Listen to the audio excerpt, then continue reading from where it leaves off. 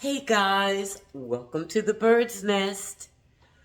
Please like, comment, and subscribe for your NFL recaps, news, and updates.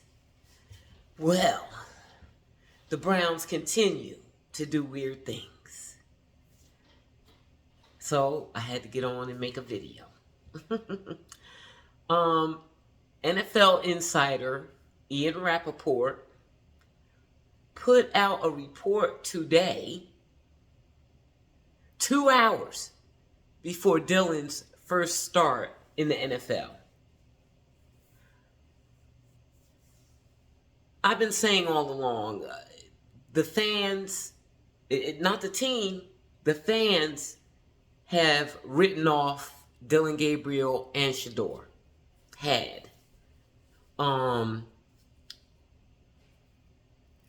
And it mainly was because the Browns were feeding them,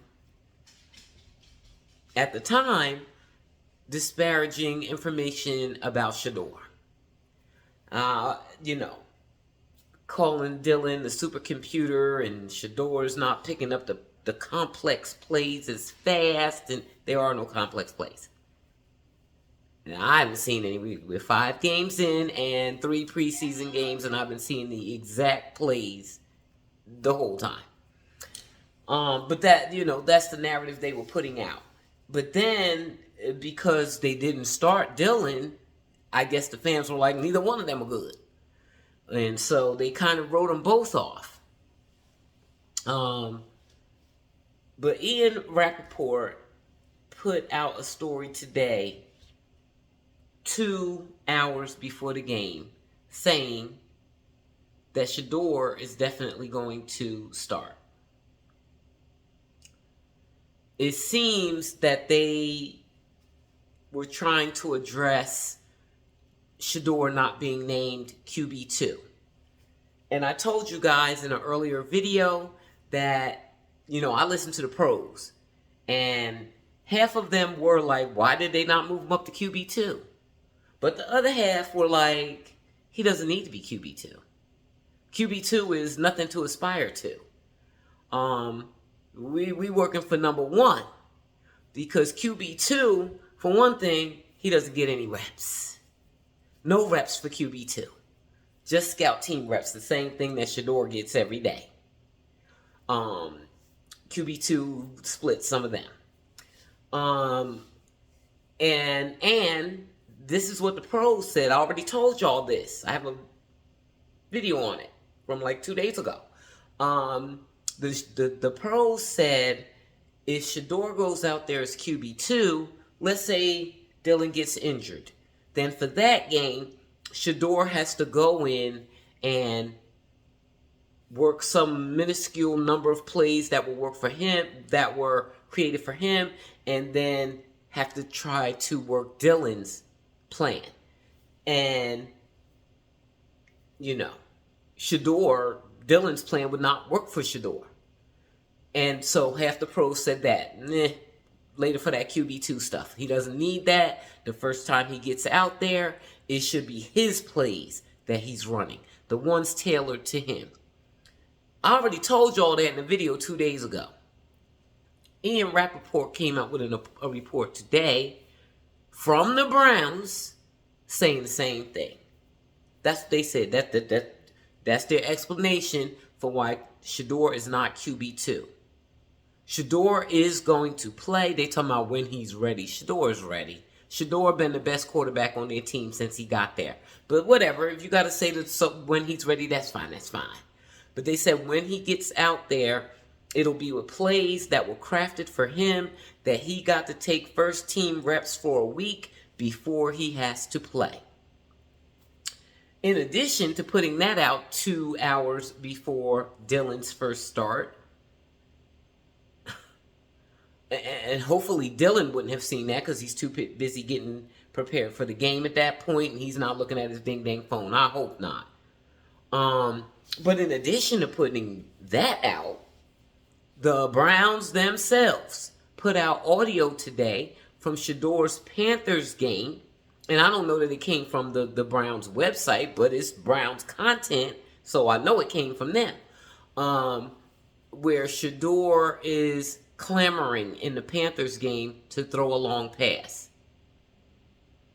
Now, if you looked at my recap, I told you guys, and I may have even said it earlier in this one, about how Stefanski likes to play safe and not throw the ball down the field, I guess, for fear that might be intercepted. Anything can happen. Fumble, anything. To avoid that, he calls plays with short pass that doesn't allow them to score more than 17 points in a game. And they haven't scored 20 points since December of 2024. So, in this audio, they are Shedeur. I know he's talking to Kenny Pickett at one point and asking him about his desire to throw a long pass, and Kenny's telling him, "Why don't you just ask him?" And there's another part of the video. Before I made this video, I went looking for that video. It's so hard to find Shedeur videos because there's so many of them. There's so much content on him every day. If I don't bookmark it, which I got to learn to start doing, I never find it again. If it doesn't go viral. And this didn't really go viral. I saw it a couple of times. That's it. But Shedeur was practically begging to throw a long pass. That makes me feel like I wanted the Browns for Shedeur, and I still want them for Shedeur because they have a fantastic team. And I believe Shedeur can take this team to the Super Bowl next year after they get an offensive line in the draft and maybe a wide receiver. But honestly, I don't think they need a wide receiver because I have faith in Gage Larvadain and Luke Floria and Thrash. Shedeur has chemistry with those three guys. I don't know about Judy because they ain't never let him within 10 feet of the starting wide receivers. But Thrash is kind of like a borderline 1-2, and he did get the opportunity to play with him in the Panthers game, and we know the connection that him and Gage have, and him and Luke. So I feel like if it was determined that Shedeur was their franchise quarterback, they wouldn't need wide receivers. You could get you one in the draft if it's one fantastic one, but they need to focus on the offensive line. I would focus solely on them. They have the running backs. They have the tight ends. I don't know how much depth they have. They could work on depth. But that O-line is very important. And so that's what they could use their picks on in the draft next year in 2026. I think Shedeur could be their franchise quarterback, and Dylan could be their long-term backup if he's cool with that, or if some team doesn't try to get him for QB1, although I don't see that happening. He really gives off quality backup vibes. Get. Urgh.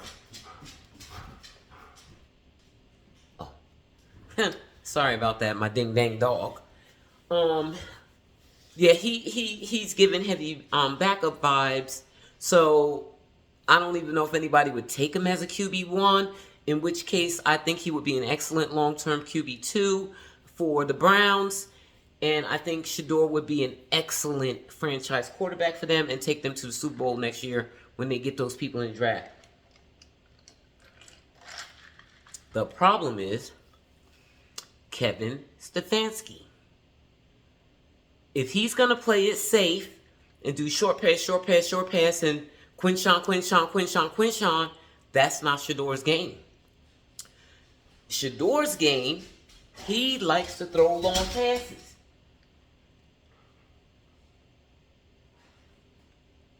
That's his favorite thing. He builds a connection with wide receivers. He is the wide receiver whisperer, and he needs that in his scheme. It can't just be short pass. You gotta plan. You gotta plan, like you gotta put into the plays. You know, Shedeur be happy to throw 6 to 10 long passes all the way to the end zone, or 30 yards down the field. That's his thing. And so with that and their run game and the tight ends, it's a perfect situation for him there. And so I want him to stay there and be the franchise quarterback and take them to the Super Bowl. And I think they would be a contender next year. I mean, it's just this young team. They're young. And now that they're putting out stories saying that he's going to play at some point when he's ready, he's ready now. We just need Dylan to get his turn. Now, there's enough games left in the season where they could both have 6 games. And then there'll be 1 game left over. Who, by then, you determine that one of them is the quarterback or neither one of them is the quarterback. And so whoever's the quarterback, if that's determined, could get that last game, or who knows, give it to Zappy. But if Shedeur is their franchise quarterback, can Stefanski adapt to him? Because right now, it's looking like Stefanski doesn't even like Shedeur. That's how he acts. I don't know what this thing is with Dylan, but I think that the plan was all along for Dylan to be the backup.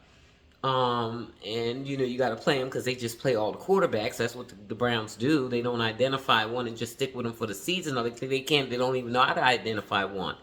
And then when they get them, when they drop in their lap, they don't know what to do with them, like Shedeur.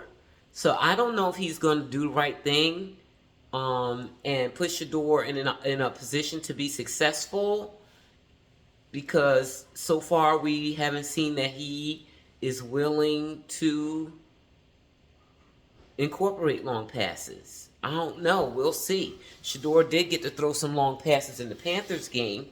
And he was successful with those. He did beautiful passes, touchdown passes. That pass to Gage Larvadane. He throws beautiful passes, long passes. That's his thing. If Kevin could work with him, or Reese about to leave, though. I think he was up for a coaching job at some college, I think. They need someone that can make a proper offense for Shedeur, and I think he could be the guy for them. And I wonder if they're thinking it too. Shedeur is the goose that lays the golden eggs. And if they determine that they want him to be the guy, would they be willing to get rid of Stefanski? He needs to be gotten rid of. That, in my humble opinion, because all those short passes, what is wrong with him? Why does he keep doing the same thing over and over again and expecting different results? But up to this point, there's none of the quarterbacks that he has bought. He bought on Flacco, Pickett, and Dylan Gabriel were Stefanski's picks. Shedeur is Andrew Berry's pick. Quinshawn, Sampson, all those guys, Andrew Berry got those guys. Kevin Stefanski is looking like the weakest link. And I don't know how good it would be for Shedeur to have him as a coach. They have been developing Shedeur behind the scenes. As I always say, I never take away from the Browns on Shedeur's development. Everybody else complaining about those first team reps. I don't even complain about that. Shedeur's a 5th round pick. And as I always say, that they don't treat like a 5th round pick in any way. Besides just throwing them down on the depth chart. But he's been getting reps. He's been getting reps all along. And he's been getting those scout team reps. Look, people are thinking that you see people on social media. I just chuckle at them at this point. Talking about Shedeur sucks. And I'm like, you don't even know him. If you think that. You know nothing about Shedeur. So, I know that the Cleveland Browns are developing a monster right now. I cannot wait to see that boy play. And if Kevin Stefanski can't get with the program and Shedeur is him, and the Cleveland Browns ain't never had him at quarterback, they got to be willing to give up Kevin. He ain't worth it. He hasn't done anything for them impressive. They need to get rid of him. If Shedeur is him, you need to get a coach in there that can coach him. And y'all can get over that curse that y'all been had on your team since the 80s. Or was it the 70s? Long time ago. So, before they moved to Baltimore. It's interesting to me that they're suddenly putting out content on Shedeur that's not negative. That's new for them. This Ian Rappaport report that even that audio from when Shedeur was mic'd up in the Panthers game of him begging to make a long pass. Why did they put that out? Everything they do is strategic. Because you know they like algorithm, the data. You know, they love to look at the data, analysis, and determine what they're going to do from there. So I feel like they're doing the same thing with the media. Oops. So today, 2 hours before Dylan start, they put out that Shedeur is going to start and that they're going to make a game plan just for him. And they put out audio of Shedeur in the Panthers game begging to make a long pass. Whose idea was that? I don't think it was Stefanski's idea. I don't know. Of course, I have no idea. I'm just guessing. So that's that. I just wanted to give y'all that information because that was, even though, what's his name? Haslam had said months ago that both rookies were going to play. He wanted to see them both, or they wanted to see them both. But then in between that time, from that time, they've been putting out disparaging information about Shedeur. So I didn't know what to think. But now they're saying today, he's playing. We're making a plan for him. So I'm thinking it's going to come after the bye week, which is there are 3 more games before the bye week for Dylan to prove if he can be more than a backup. So he lost the first game, but if he can get 2 games out of these 4 games, then maybe Shedeur, they wouldn't move on to him in the bye week because 4 games is kind of short when there's so many games left in the season. He could get 6 and Shedeur could get 6. But if they move on to Shedeur after the bye, or if Dylan goes 0 for 4 or 1 for 4, I think there's a good chance that they'll move on to Shedeur after the bye. It would seem like a reasonable thing to me. You never know with the Browns because they do things different. They are special. But, yeah. So I just wanted to bring that to you guys. That was a bit of good news. If anybody was worried that he wasn't going to play, they done set out publicly now that he's going to play. And this is even after the miming, so they cool with that. I read something about that too. What did they say? Hold on. Let me look on this Ian thing and see if they mentioned that. Because I did see like a comment from them on that when he plays. Rappaport also addressed a viral interview Sanders gave in the Browns locker room after Gabriel was named starter, in which he mimed answers to questions rather than speaking out loud. Sources, but if Ian says it, it was a Brown source.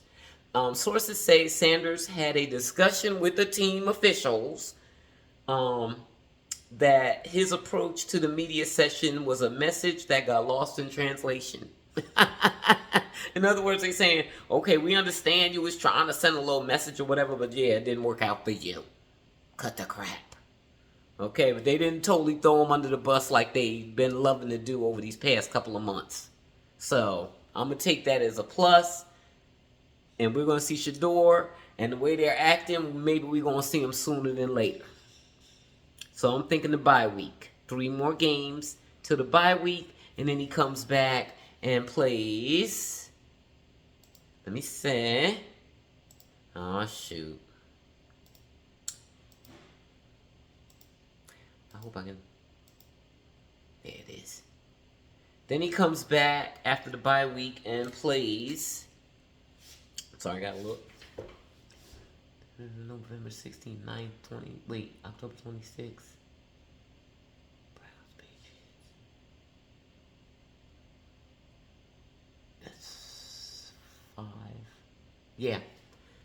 Oh, yeah. And then he would come back and play the Jets, which is an easy game because the Jets are stinking up the place. But then it's back to the Ravens when Lamar is possibly back. Raiders suck. Wow. But then you got, and so then you got the 49, after the Raiders, you got the 49ers, but then you got the Titans on December 2nd. I always said all along, Shadore needed to play that Titans game, but you know what? It's not even exciting now because the Titans are struggling, although they did win today. They got their first win today. Shout out to Cam Ward. He got his first NFL win today. We'll see how they continue to move going forward. If they can conjure up a couple more wins in the next few weeks, then that game on December the 2nd with the Browns, December the 7th with the Browns is going to be must-see TV. We need Cam to get a couple more wins though, because if he doesn't, then the game is kind of corny.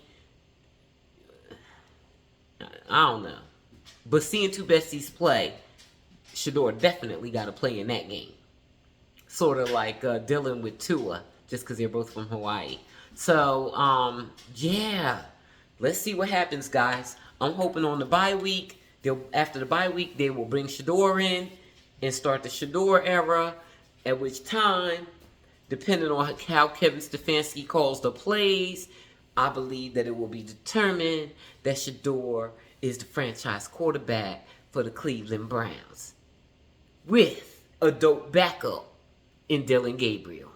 Ooh, they could go into the draft just totally footloose and fancy free and not worrying about a quarterback at all. Get a whole bunch of O-linemen. I really believe they will be Super Bowl contenders next year. Call me crazy, but I'm calling it. I don't care what nobody say. Anyway, that's that. Thanks for listening, guys. As always, I appreciate you so much. But don't forget, please like, comment, and subscribe. Y'all have a good night. Mwah.